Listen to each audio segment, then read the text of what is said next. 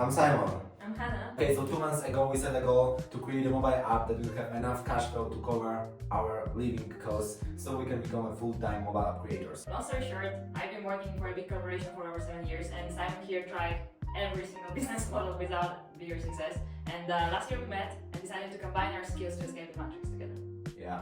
We're recording this video because we believe that we're on the edge of a big milestone in our venture. We wanted to share our journey with you because the path is twisted and there is not enough information in the space about how running a mobile app business actually looks like. So let's start with part number 1, where a lot of people get stuck. Ideation. A lot of people are stuck in this point forever because they think that there's no place in the market for their little app. Plot twist, there is. It usually goes like this. You have an amazing idea, you start looking around, you find 10 other apps like this, and you decide, well, there is no way I'm gonna break through, and you drop the idea. The mindset we have in order to overcome this mental obstacle is just to think that the market is big enough for us, to make 10k per month with almost any app, if the marketing and product is good enough. The way we decide what to build is pretty simple. We look through the social media platforms like X, Instagram, TikTok, and we draft around 5-10 app ideas that we feel really excited about, because that's also a big part of the process. You need to be excited about it. And then we analyze those apps using tools like Sensor Tower and make a decision on which one we want to proceed. This way we don't leave it to creativity waves which comes and goes, but rather follow a scientific process that always let us come up with some of ideas that we want to proceed with. Step 2, creating a product. Once you picked up an idea, it's a locking time, baby. You will find 1,000 reasons to drop it, but you need to suck it up and just do it. Don't fall into the shiny object syndrome and jump from idea to idea and never finishing any. No product, no value, no problem. If you're on a budget or you just want to create the app yourself, which is also super cool, you need to start with the design. Open Figma or other tool that you like and start drafting some ideas. Open Dribble, for example, for mobile app inspiration, or UI8, and create a mood board. Once you have it there, start drafting your vision and create something that you like. Don't overcomplicate it. The app needs to be simple. When it comes to coding, there are a lot of tutorials on how to create your first app using AI. But don't be fooled. If you're new to coding, it will take some time. If it would be so simple, everyone would do it. If you have a bit of a budget and you know what you want to build, but you don't want to necessarily build it on your own, you can use services like 99 Designs to get a good quality app design in a good price, and Upwork to find the freelancers who will actually code it for you.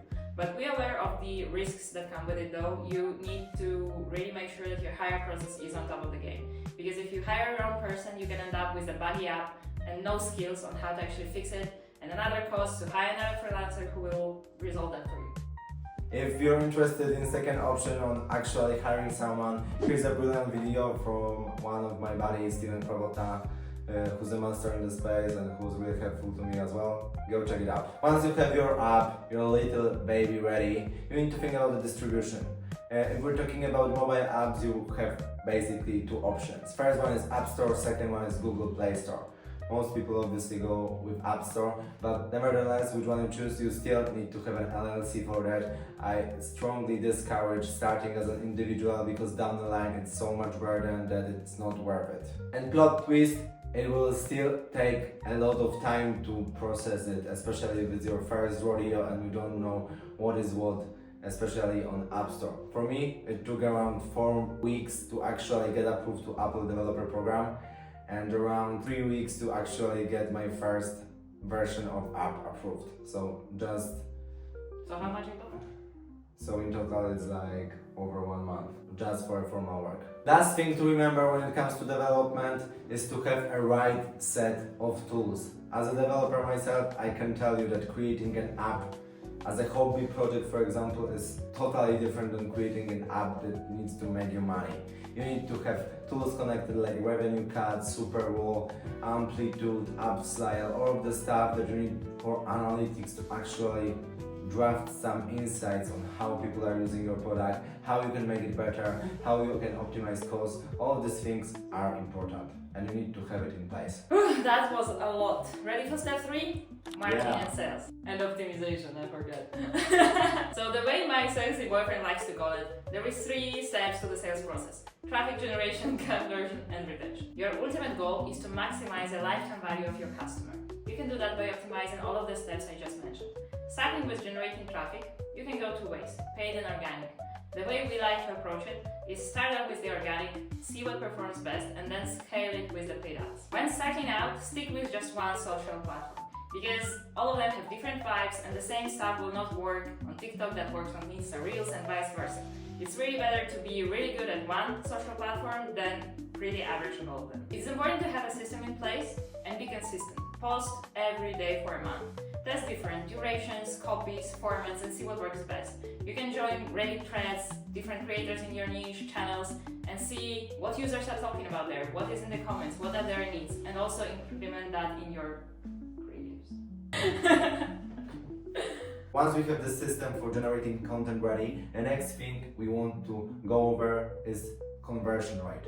So when it comes to the journey of users of our apps, they usually see our TikTok, go to the App Store, type in the name of our app, go into App Store page, see the screenshot that we have, download the app, log into the app, go over onboarding, and finally start the trial. You see how many steps there are and how many possibilities users have to opt out, which you don't want to happen. How do you make sure that as many people convert as possible? Simple, you optimize each and every step. For example, for paywall A/B testing, you have Superwall, which is like super beginner friendly and lets you change and test paywalls on the fly without shipping any new updates for the app. How do you optimize onboarding? Amplitude. How do you optimize landing page in App Store? Apple Developer. All steps are measurable and your task as a business owner is to make sure they bulletproof. When we were starting out, our paywall rate was around 60% and conversion rate at tragic 6%. After a few onboarding tests, we managed to go up to 90% for paywall rate and 23% for conversion, meaning same amount of traffic in but 5x amount of trials out, meaning in simple words, we just 5x our business. Which is super cool if you don't know. Last step of the same process is retention. You want to make sure that user stays after trial and basically uses your app for as long as possible. To do that, you need to work on your app with your users.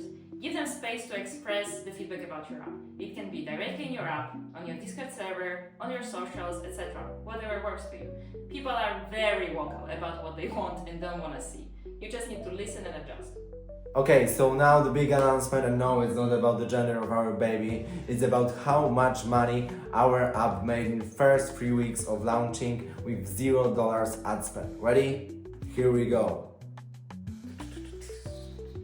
So as you can see, right now we have 720 active trials that hopefully tomorrow will start rolling in and converting. We have 25 active subscriptions, which is, compared to active trials, a funny number.